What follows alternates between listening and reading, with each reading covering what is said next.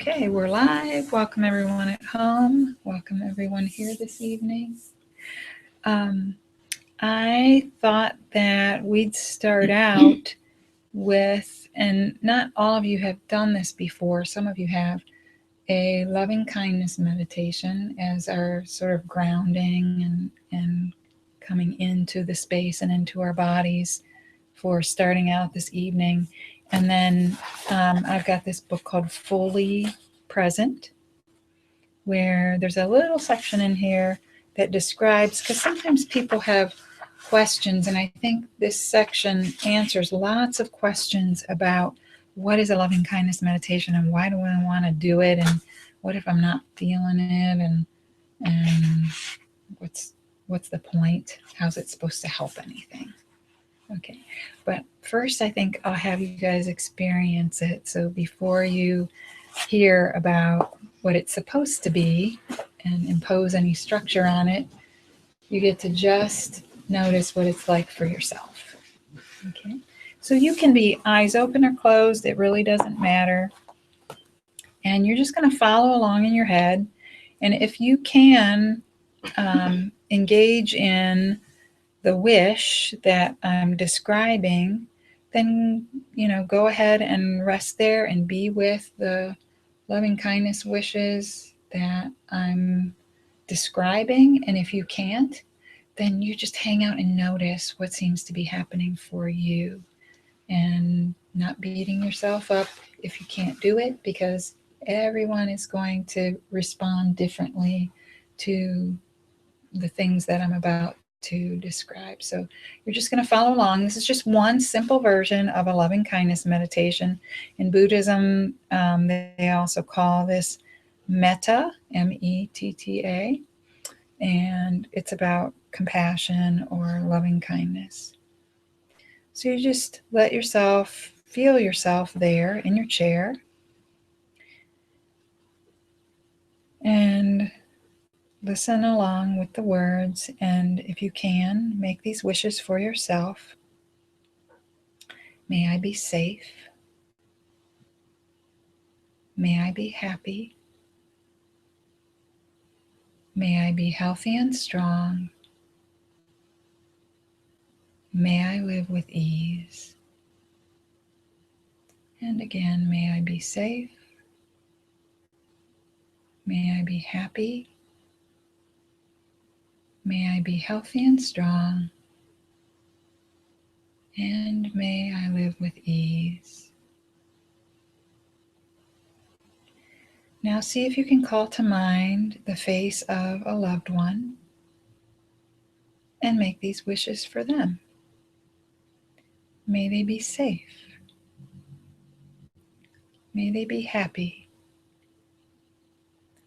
May they be healthy and strong. May they live with ease. May they be safe. May they be happy. May they be healthy and strong. And may they live with ease.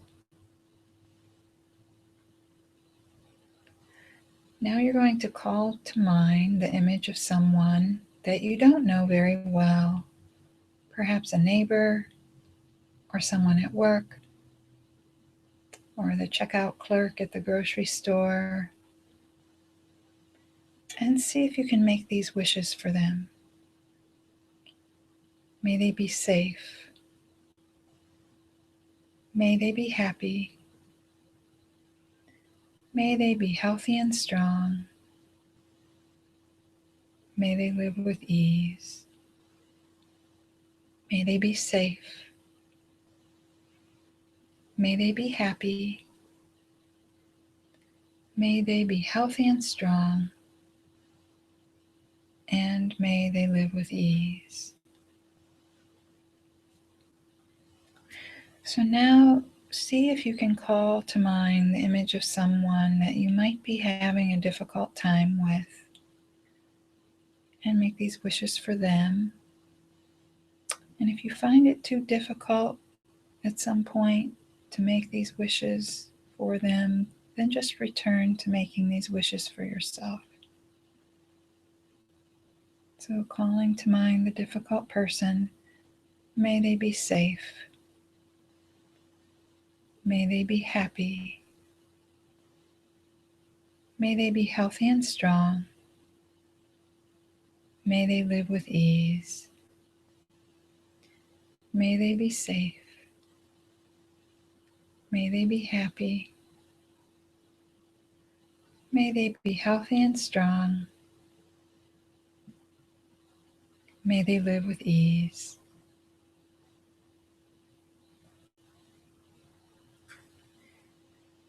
Now call to mind the image of all the people you've ever met, anyone whose life you ever may have touched, all of your relatives, friends. Make these wishes for them. May they be safe. May they be happy.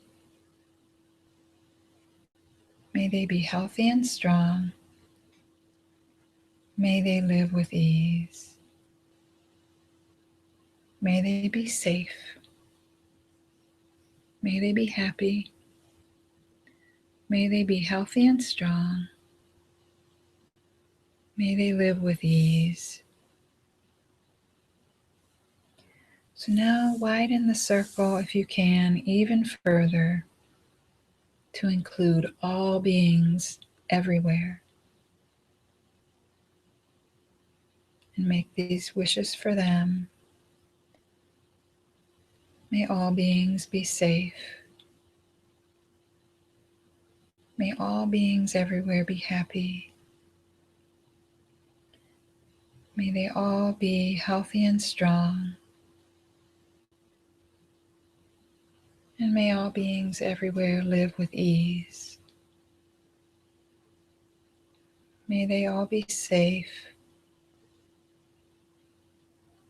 May they all be happy. May they all be healthy and strong. And may all beings everywhere live with ease.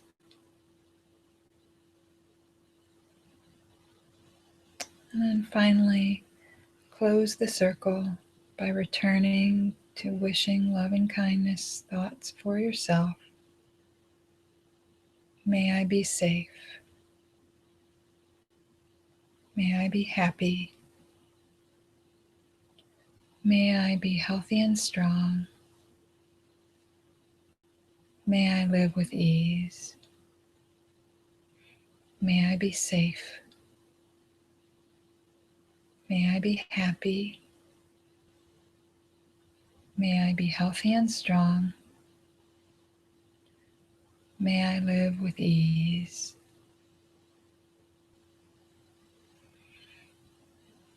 And then just taking a moment to let yourself come back into awareness of your chair, contact that your body makes with the chair, the reliable ground that always meets you underfoot.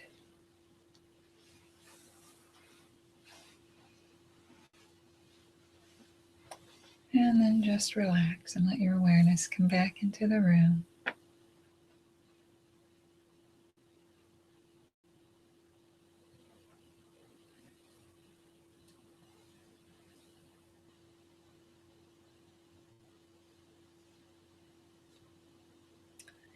So before I start this reading, to explain a little bit more about what we just did, does anyone have any questions or observations?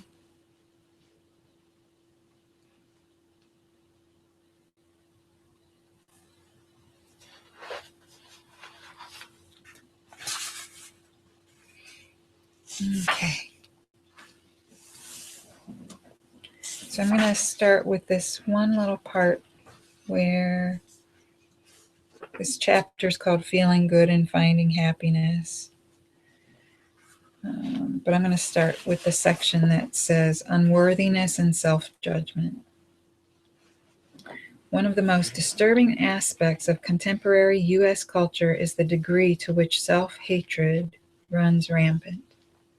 Nearly everyone I encounter expresses some amount of personal dissatisfaction and harbors a ruthless critic within who compares them to others and judges everyone they meet. I even once read an interview with Meryl Streep in which she confessed to believing she couldn't act.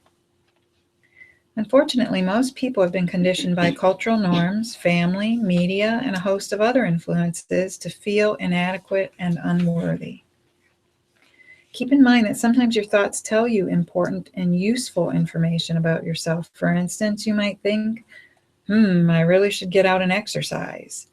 That kind of voice is not the problem.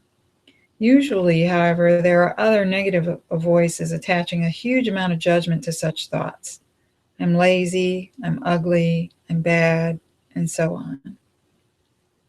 Learning to be less susceptible to these negative voices and cultivating loving kindness for yourself does not mean ignoring the wisdom that comes from seeing yourself clearly.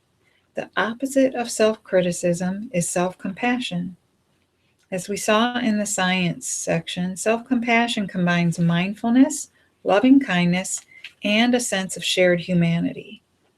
Cultivating loving kindness provides an antidote to these voices of self criticism. Your mindfulness practice, together with the loving kindness you cultivate, can help to create more self compassion. These practices are a healing balm for the contemporary epidemic of self hatred. In my view, loving kindness has the capacity to change the very ground of who you are, from doubtful and self hating to kind and accepting of yourself.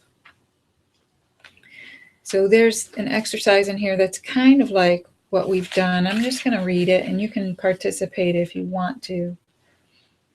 Loving kindness is truly not that hard to experience. Contrary to what you might think, it is not a mystical quality reserved for sages and saints. Loving kindness spontaneously arises in many of us quite frequently throughout our lives. Right now, bring to mind someone you love, someone with whom you don't have a very complicated relationship. Your ex is not the best choice for this exercise. If you cannot think of someone, think of your favorite pet, a dog, cat, or other animal. Babies also work well for this exercise. As you imagine, sense, or feel this being in front of you, check into your body and notice what you're feeling. When I offer this exercise in our MAPS classes, people tend to report a warm feeling in their chests, a smile on their lips, some relaxation, and perhaps an expansive quality in the body. What are you feeling? The feeling that arises doing this exercise is exactly what I have been referring to as loving kindness, the natural wish for another to be happy. The feeling may be accompanied by thoughts and a set of bodily sensations, but when you feel it, you recognize it. Further, you can cultivate, deepen, and expand this lovely quality that arises in your mind. So first, learn to acknowledge the goodness that is already present. Second, learn to deliberately cultivate it more and more so that it can increase within your heart and mind. Third, let it become who you are, even if that's still down the road a bit. And so when we had that the other day, we had a little exercise where we were contemplating what if we thought we were basically okay no matter what, no matter how we mess up, no matter what might be happening. And I think there were a couple of people who spoke up and said, yeah, that would feel really great. And also, ooh, who's going to be minding the store then if I'm feeling okay about myself all the time? And this is the thing that tells us who's going to be minding the store. Our natural inborn quality of love, of loving kindness, it's there. We're not really taught to focus on it or trust it. It's almost like when we see it or it happens, and especially if it's written about or publicized, it's like it's an anomaly. Like, oh, look at the amazing things somebody did, right? Instead of, we all have this capacity for random acts of kindness, right? So, stage one is recognizing the loving kindness, recognizing that this isn't something that we're trying to fabricate. We actually already do this. And first, we want to notice that we do it. She says, once you become conscious of loving kindness, you can recognize it when it's present in your life, which may be more frequently than you would expect. I've noticed how often people tend not to notice their generous or kind feelings. For instance, when you walk down the street and encounter a homeless person, the wave of compassion that arises almost automatically in you may feel like it's no big deal, and you may even begin to criticize yourself for not doing more to help the homeless, rather than seeing the value in the empathy itself. I can't tell you how many people I've heard say, "Oh, there's this problem. I saw this person right at the end of the exit or on the street, and I didn't know what to do, and I couldn't do, or I, afraid to do, or right, but completely missing that the compassion that's there, right? There's something there that is stirred. There's something that moves us when we see somebody in that position, right? But we don't even notice, right? We're already beating ourselves up for I I didn't do more, or did I do the right thing, or right? She says, I believe it's important to take a moment to acknowledge when we have had kind thoughts, say kind words, or engage in kind actions. As the elder told his grandson, what we cultivate will grow. That's earlier in the book, the story about the two wolves. Have you guys heard of that one? Yeah. So there's lots of different versions, but it's basically uh, a kid or a son asking a father or grandfather or elder about um, how to how to stay positive, or how to stay connected with this positive um, emotion or aspect of life. And the elder says that he thinks of um, these two versions of reality, right? The positive lens and the negative lens, or the defensive, um, less compassionate lens versus the loving, compassionate one, as two wolves, right? They're always waiting there. They're always hungry, but he chooses to feed the one that is the love and compassion, right? The one that he's growing and helping to be stronger is the loving, compassionate one. There are lots of different versions of that story. So it's valuable to see that you already have feelings of loving kindness and to appreciate yourself for your innate capacity to love and experience compassion. The more you recognize this capacity, the more it will grow and eventually become a state of mind to which you return.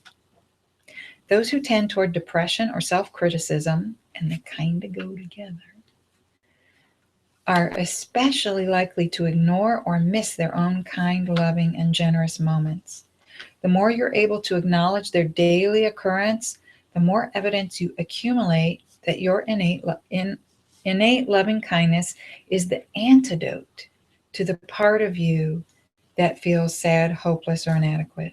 Perhaps for a day, just count the number of times you feel compassion, empathy, love, or kindness for another being, whether that being is a plant, an animal, a human, or yourself, regardless of whether or not you act on such feelings. Sherry, a 41-year-old mother, tried this exercise. I've been struggling with depression for about 3 years since the loss of my husband. Sometimes it feels as though I'm walking around in a black cloud, like I'm always sad every moment. I was asked to notice if this were really the case. Were there actually moments of pleasure or well being in my life somehow sprinkled throughout the day and missed by me? I began to observe. It took a lot of effort, but soon I saw that the story about myself that I never experienced joy was wrong. The truth was, sometimes I did, but I usually ignored it. those moments didn't fit with my story that I'm depressed. Last week I was at the park with my son, and the sun was setting, and I felt a sense of peace and love for my son. And then instead of denying the experience, I said, "Look, see, you do have joy." The whole thing made me smile. So, stage 2, cultivating loving kindness. So, that's the thing that we kind of did just a little bit ago. The end of the chapter offers a guided meditation on loving kindness, but first we'll explain the principles. The Buddhist tradition has developed a wonderful practice for cultivating states of kindness and compassion, although we can see similar practices in many other traditions as well, such as Christian, Jewish, Islamic, and Native American prayer and rituals, to mention a few. These practices may come down to us from ancient traditions, but in truth, they're common sense based on the notion that what you cultivate, you will become, as we saw in the story of the two wolves. We do this practice by bringing people to mind and then imagining that we are sending them kindness. Usually, we use words to invoke the feeling of kindness. You can say phrases that invite loving or kind feelings toward the people you have in mind. Indeed, certain words, what we call well wishes, are often used in loving kindness meditations across traditions. So here's a list of samples, but you can always design a loving kindness meditation that you like the words for, that resonate with you. May you be safe and protected from danger. May you be happy and peaceful. May you be healthy and strong. May you have ease and well-being. May you be free from stress and anxiety. May you accept yourself just as you are. May you be full of joy, or may you be well. These words may or may not work for you. The point is to find phrases that you connect with and that elicit for you these feelings of loving kindness.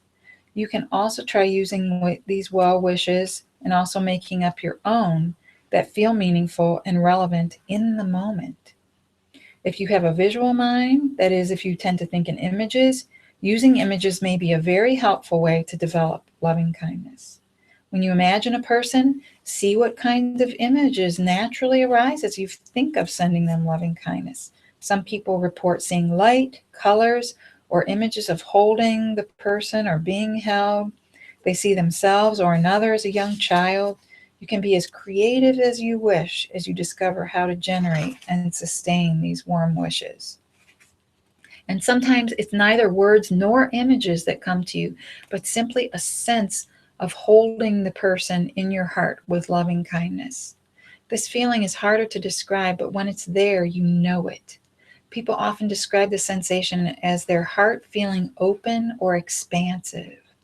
In all these methods for generating loving kindness, the most important point is to be creative and connected to yourself to evaluate how your attempts are working. So, one way that you can generate a sense of what this feeling might be like is you can think of a person who makes you feel supported, like somebody who's got your back, right? You feel like is on your side, is reliably there for you, and think about receiving that. Right? Sometimes the hardest part of this exercise is for people to wish this for themselves. And so you can generate that feeling by noticing when you receive that kind of kindness from someone else. What does that feel like? That gives you a little bit of a touch into access of the feeling. Sometimes the feeling, when you really connect with that, is like the feeling of being physically held. That's what it's like to feel truly connected, when we can access the feeling of connection. Right? So I encourage you to experiment for yourself with what image can you find to generate that feeling, right? The receiving it and the sending of it. Okay? So the loving kindness for yourself, especially as an antidote to self-criticism, some people practice sending it to themselves. To do so, you might imagine loving kindness suffusing your whole body, or imagine yourself sitting in front of you. if sending loving kindness to yourself feels too hard to do, and for many people it is, you can imagine yourself at a different time in your life, such as when you were a young child. This practice is not easy. Give yourself plenty of space and gentleness as you approach it, since sending loving kindness to yourself can feel threatening, difficult, sad, frustrating, boring, or scary. You may not feel anything at all at first.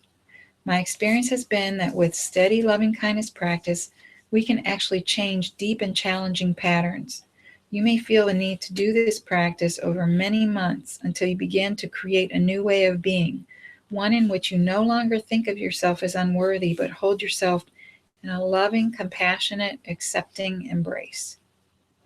And before I read this next section, and then we'll be done reading, um, I wanted to tell you guys that when people really seriously take up this endeavor to do this, they report life-changing results, right? Part of what we're after when we meditate anyway is a shift in the relationship with ourselves. But we can sit and stare at ourselves in meditation, right? Look at our thoughts, our emotions, our body all day long. But if the way that we do it is not with this compassionate lens, things might not shift.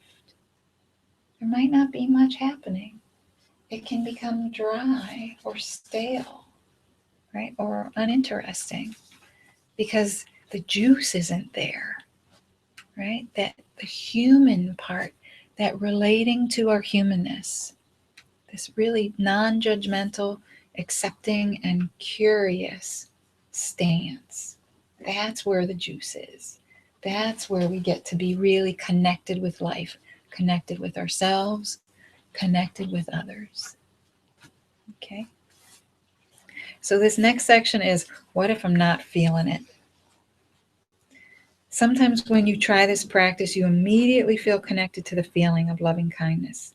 It may not last, or it may come and go, but you have a sense that loving kindness is being developed and is present for you. At other times, however, not only may it be difficult to feel loving kindness, but you may even feel something altogether different from what you intended, such as sadness, numbness, regret, or even anger. If this happens as you practice loving kindness meditation, do not be alarmed. This response is actually a normal and expected part of the practice. Not feeling loving kindness actually means that the practice is working. As you attempt to cultivate loving kindness, you begin to see what gets in the way of having loving kindness. And for most of us, there's a lot in the way, whether it's our own self-hatred and regrets or complex and unresolved feelings and resentments from the relationships themselves. When you experience these other kinds of feelings, you can then bring your mindfulness practice into the foreground. What is it you're feeling? Can you notice it with kind attention? Can you feel it in your body? You might even say, may I hold this in loving kindness? Or you may be drawn to sending loving kindness to yourself in the moment of feeling these other feelings, inviting yourself to be happy and at ease, holding yourself in the great heart of compassion. Many people report that when they try this practice, it feels like nothing is happening. Their experience feels dry and sterile. Again, this is not a problem. If this happens to you, remember that cultivation practices are like planting a seed. You plant the seed with no idea when the plant will sprout, but you trust that at some point you will see the results. Last year I planted some seeds in our garden and was disappointed when the surrounding plants grew and mine did not. My husband, who is an excellent gardener, had planted the beds near mine, and his grew fast and hardy. I was sure that I had done something wrong in that, because gardening is not my forte, I had failed at seed planting. Well, ultimately, the seeds grew. Not on my schedule, and not in the same way my husband's grew, but sure enough, with time and patience on my part, my seeds grew. So it is with meditation and the cultivation of loving kindness. as Suhail, a 27-year-old graduate student, experienced. I was very skeptical about loving kindness practice. I tried it because several of my friends said they got a lot out of it. Whenever I practiced it, it felt dry, boring, like I was just mouthing the words, may I be happy, blah, blah, blah. After about a month of practicing it daily, I had pretty much given up. Then last week, I noticed the strangest thing. Normally, when I'm working on my dissertation, I'm always judging myself. But last week, I was saying to myself, your writing is terrible. You'll never complete this. When this other voice I've never heard inside myself before said, of course you will. It's going to be fine. I was utterly shocked, but I guess I'll chalk it up to the loving kindness. So there's additional sections here, and you guys are welcome to check out the book. She talks about the feeling of expansion that people get from practicing this, the different things that they experience, like they'll choose a difficult person like boss or someone, and the boss or the person that they're doing it for doesn't know, and something shifts. Right?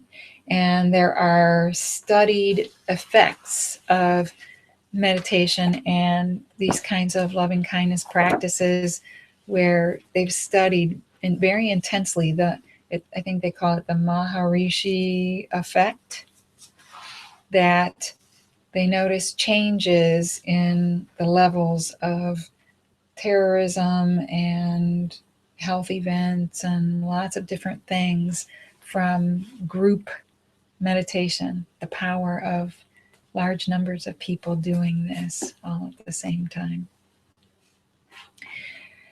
Some ways that you could experiment with if you're interested, and since we have nothing better to do when we're in the car and feeling irritated at other drivers, we can wish them, right, loving kindness, right? And it might even occur to us in those moments that we don't know if someone might be in distress, right? They might not just be a jerk, they might actually be suffering or experiencing something terrible in those moments, and that we could make these wishes for them.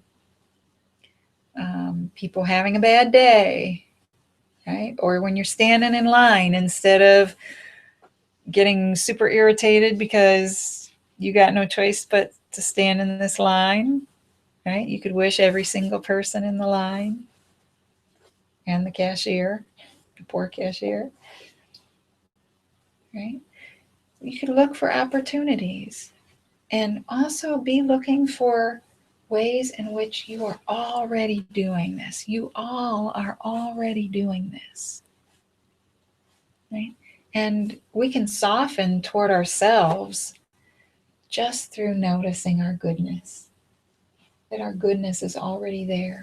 It can be this tiny step toward noticing that maybe we can trust ourselves, right? That maybe there is this thing that can be trusted without the harshness, without us having a heavy hand all the time,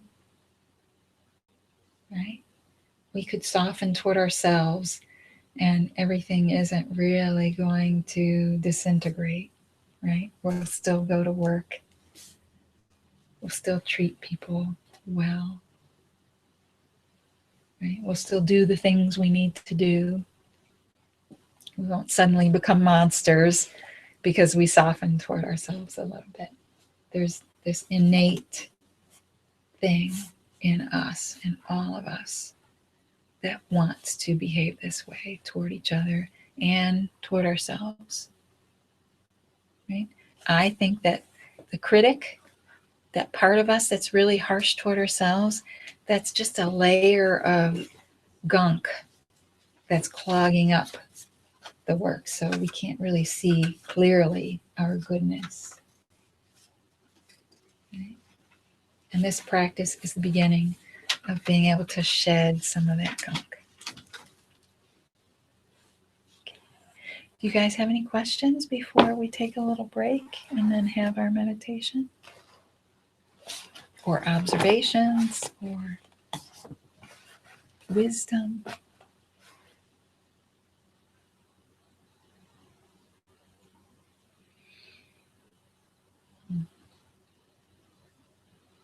So this book is Fully Present: The Science, Art, and Practice of Mindfulness.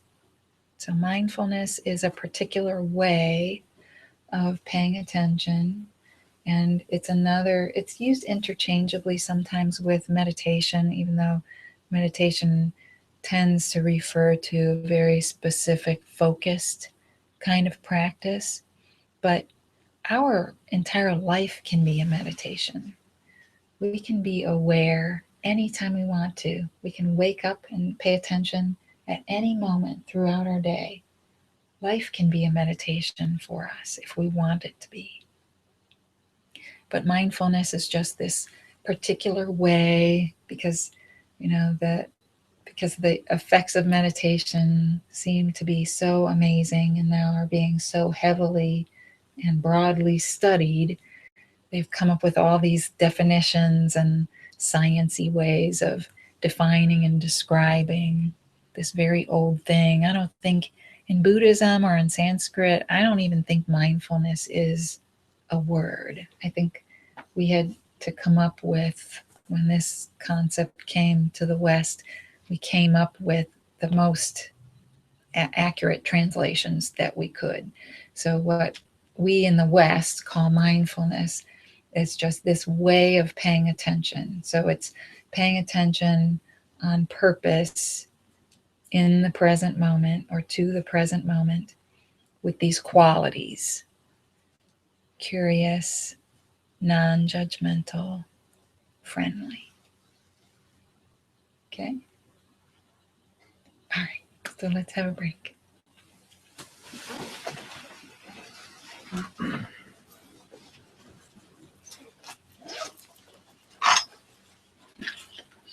Here you go. Smelling. Yeah. Susan Smalley. Smell. Keeping track of all the books you read. This one's a little bit more academic, but I think she's very thorough, and I think the language is still easily accessible. I'm gonna cheat. Oh, that's even better. And here I am, typing in the. That's what I was thinking. Maybe I'll just take a picture. If it'll say last one.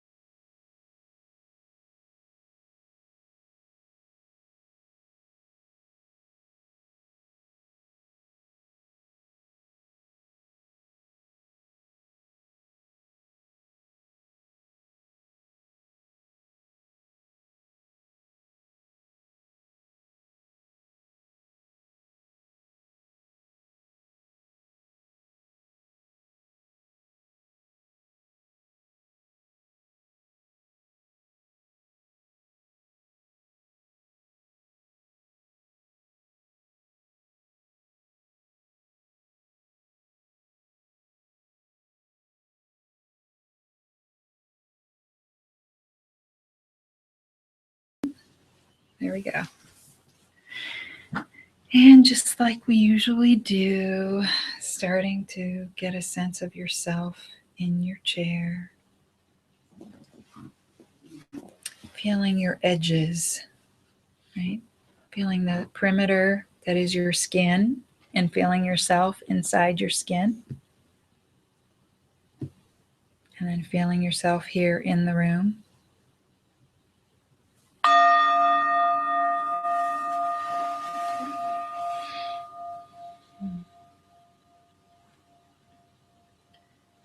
And letting yourself notice the support of the chair and any measure of comfort that it might provide, as well as the reliable support of the ground beneath your feet.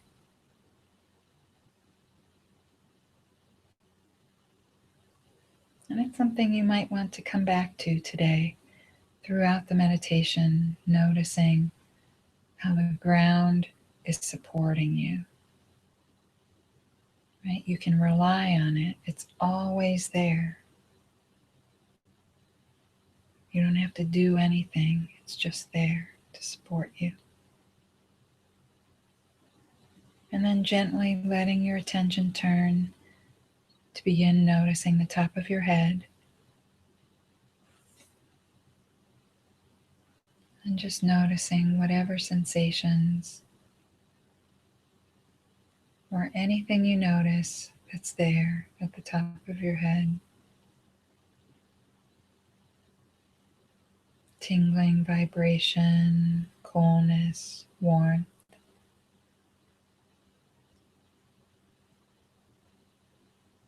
Keeping in mind that your only job, your only task during this entire time is to notice. Being as friendly as you can while you notice. And then let your attention start to shift and begin noticing your face.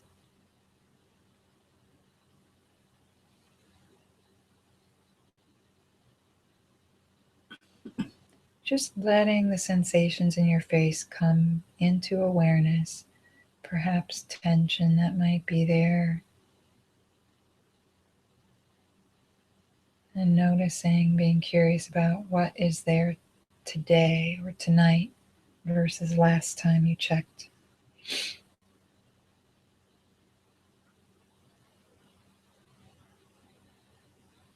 Coming to it without any preconceived notions. And if there's some tension there, you could imagine letting your tongue go completely limp in the bottom of your mouth.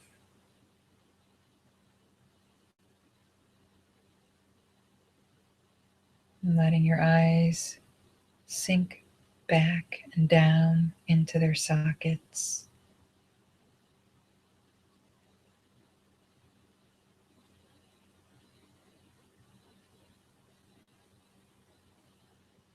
And noticing the sensation in your face after you release those muscles.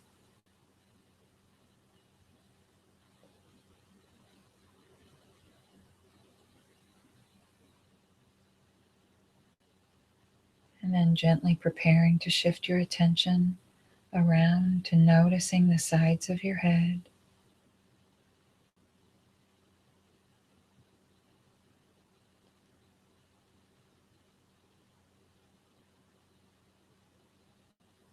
And you could perhaps imagine letting your ears drop slightly as a way of releasing any tension that might be there. And then you just notice what that feels like.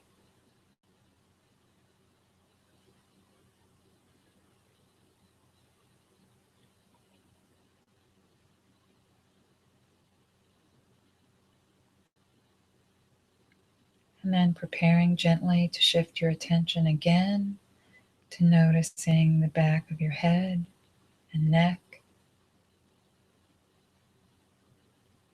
Just letting yourself notice what's there. And you can notice also if there's any resistance to noticing what's there. If there's any tension or discomfort, you might make a request for some relaxation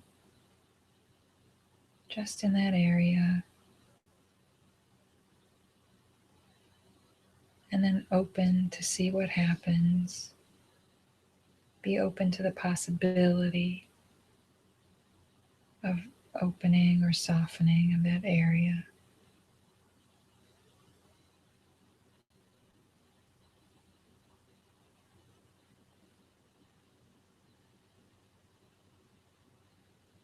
Just notice what happens.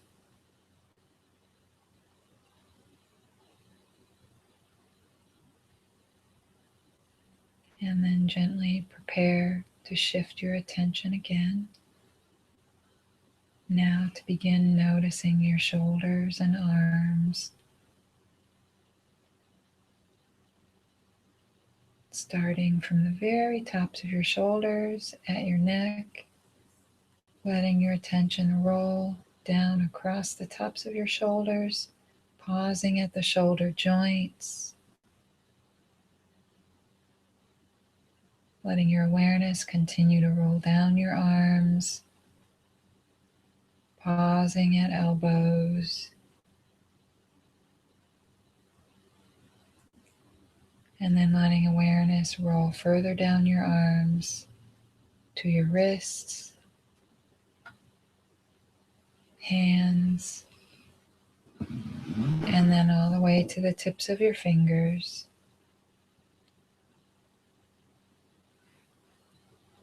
Bringing your awareness then into your left arm first, from your shoulder all the way to fingertips. And then bringing awareness into the right arm, from shoulder to fingertips.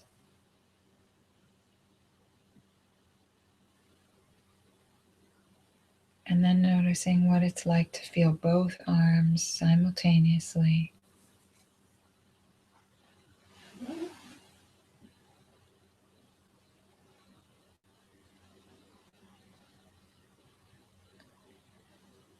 And you're just sensing for those common things that we often find: tingling, vibration,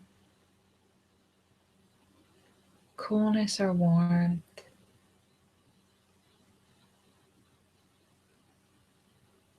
a feeling of space or flow,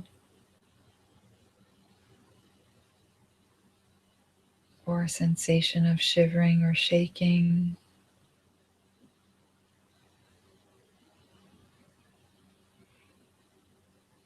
Or anything else that you might find, whether it's restlessness or heaviness or tension. Just being as friendly as you can with whatever you find.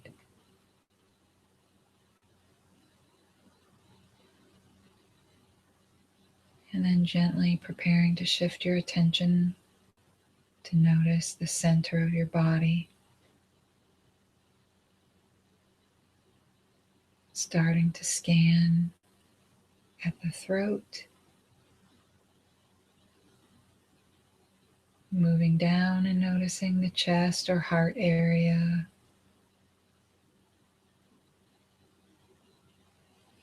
And then noticing the diaphragm area, or that space in the middle between chest and belly.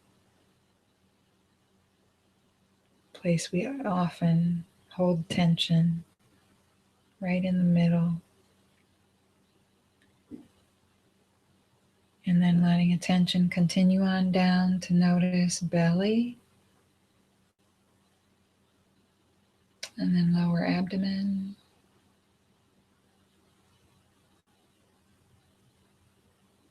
and then switching to the back side, starting at the top, noticing your upper back,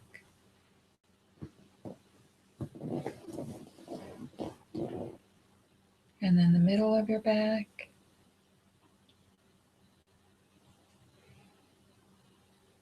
And lower back.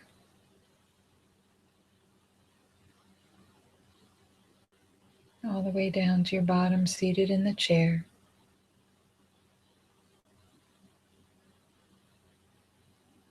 And you're just noticing. Even if you feel distracted or sleepy, whatever your experience is in this moment, you're just allowing it to be there and letting yourself notice and following along the best you can. If there's any area of discomfort in the center of your body, you could imagine breathing in and out of that spot.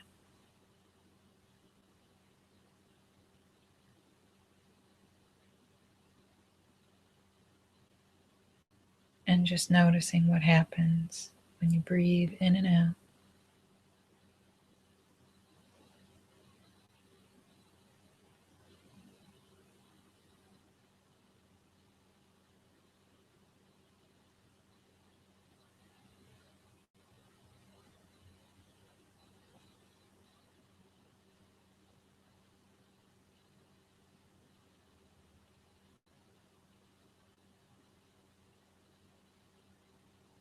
And you could see what happens if you allow your belly to soften or just let it go.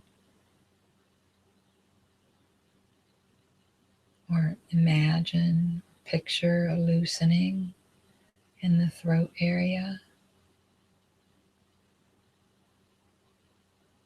Imagine more space in the heart area.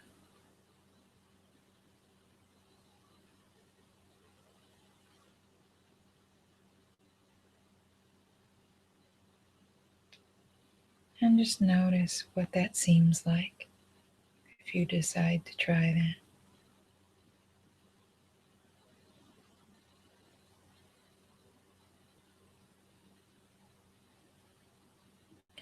And then gently preparing to shift your attention again to finish this body scan by scanning your legs, starting with where you can feel your bottom and the backs of your legs against the chair.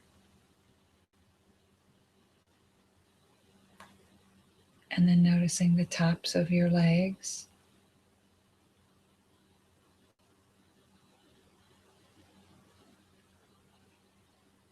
And then noticing knees.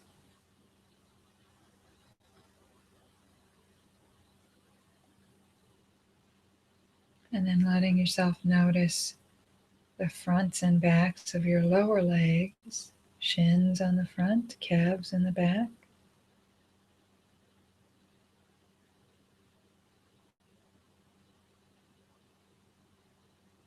And then gently letting your attention slide all the way down to the floor as you pass ankles and heels to notice the bottoms of your feet resting on the floor,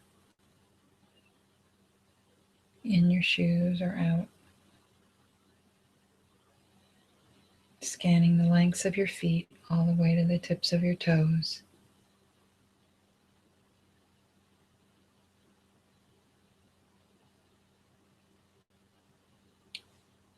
And then letting yourself notice first left leg from top to bottom.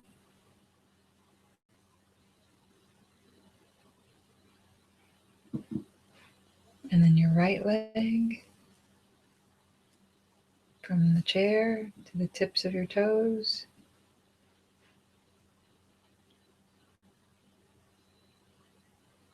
And then letting yourself notice both legs at the same time.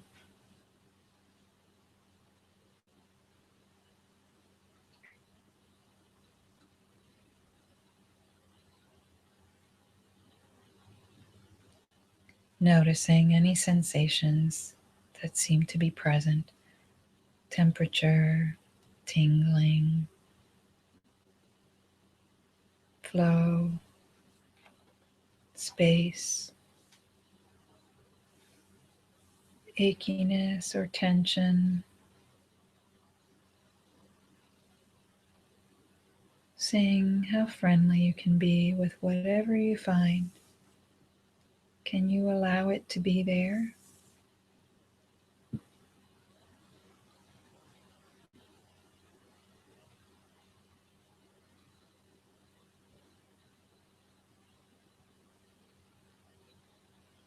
And then as you feel ready, start to be curious about where the sensation of breathing seems to be coming from.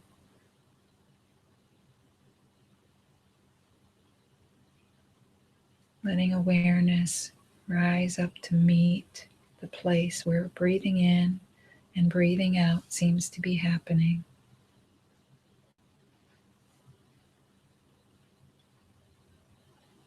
Just letting yourself notice without trying to change the breath in any way. Can you allow your breathing to be as it is?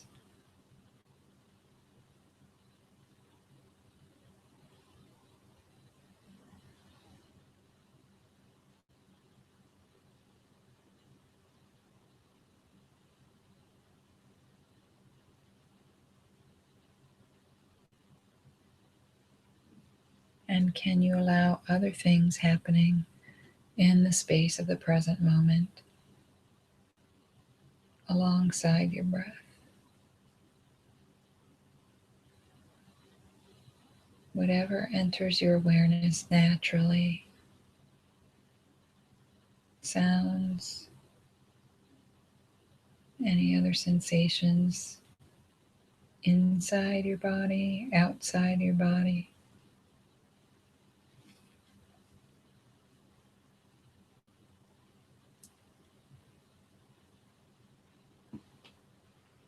Can you allow your attention to go wherever it seems to want to notice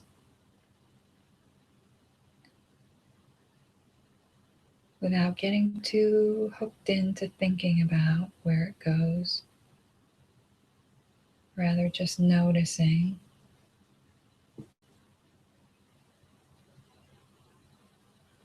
If you decide to name things, you can just name it and then release it. So you could name a sound or name a thought and then release it and see where attention goes next.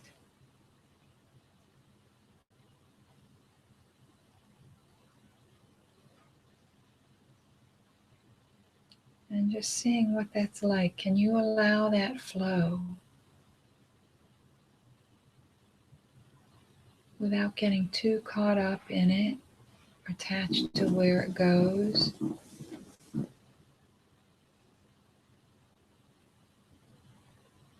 Or disconnecting from it.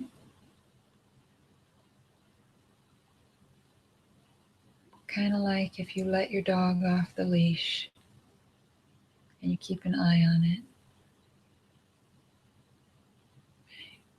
Can you track your attention to see where it goes without trying to control it?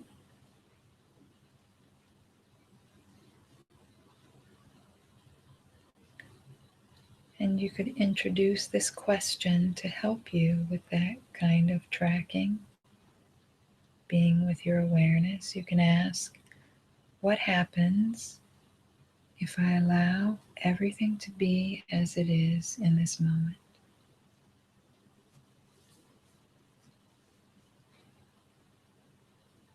What would the experience of that be? What's that like?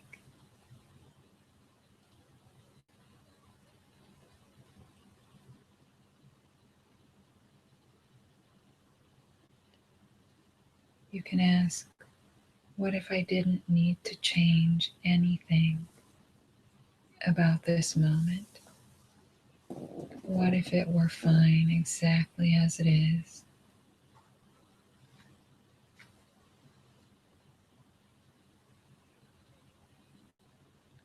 what would be the experience of that?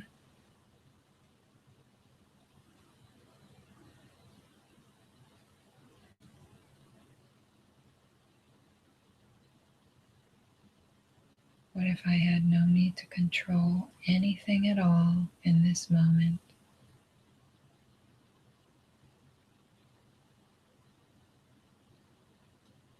And everything that I notice right here, right now, is allowed to be here.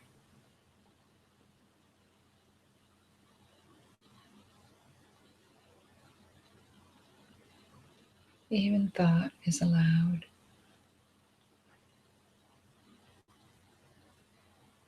Can just notice that thinking is happening and come back, remembering, oh, all I'm doing is noticing what happens when I allow everything to be as it is. I'm just conducting this experiment to see what that's like, to see what I notice about that.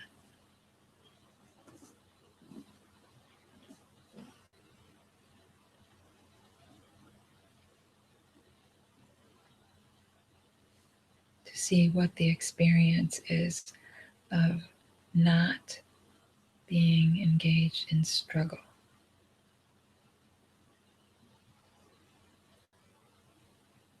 To get a taste of what it's like to not need to control anything in this moment.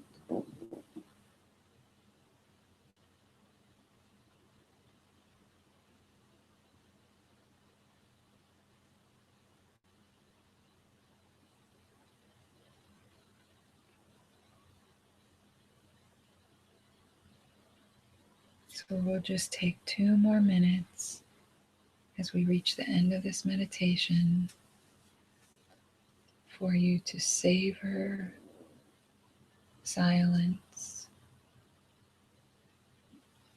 space,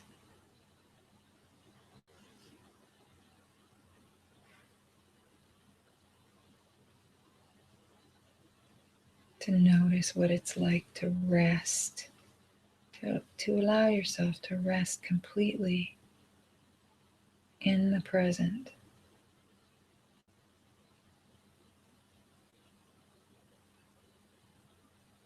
Noticing it can be like a comfortable chair.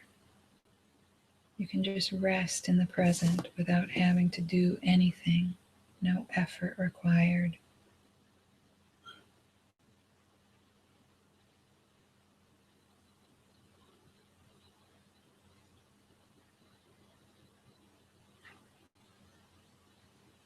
You can even give up trying to meditate well.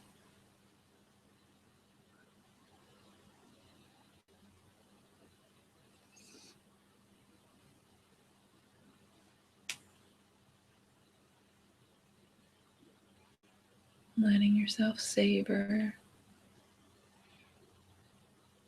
whatever the feeling is of not being in struggle.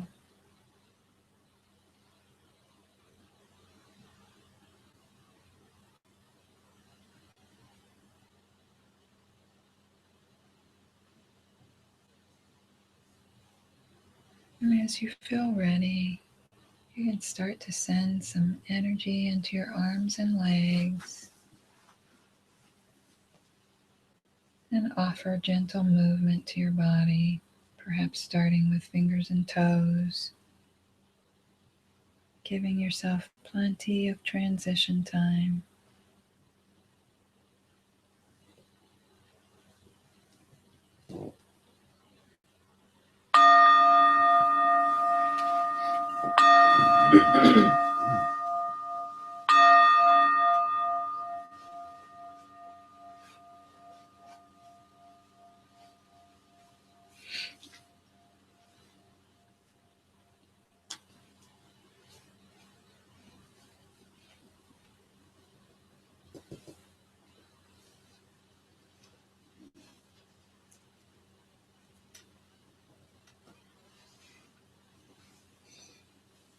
And let yourself notice and feel the support and the connection of all of the like-minded souls that are here with you this evening and who are all over the world participating in gatherings like this.